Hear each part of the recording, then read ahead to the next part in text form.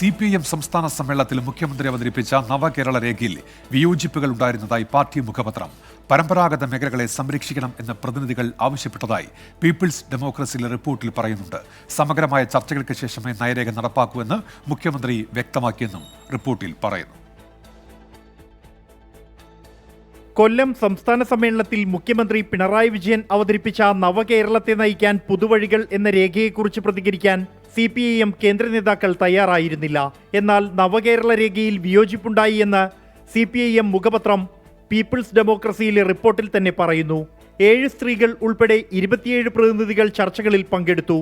പ്രതിനിധികൾ പൊതുവെ നിർദ്ദേശങ്ങളോട് യോജിച്ചെങ്കിലും കൃഷി, മത്സ്യബന്ധനം, കാർഷികാധിഷ്ഠിത വ്യവസായങ്ങൾ തുടങ്ങിയ പ്രാഥമിക ഉൽപാദന മേഖലകളെ സംരക്ഷിക്കണമെന്നും തൊഴിലാളികൾക്ക് സംരക്ഷണം ഉറപ്പാക്കണമെന്നും ആവശ്യപ്പെട്ടു.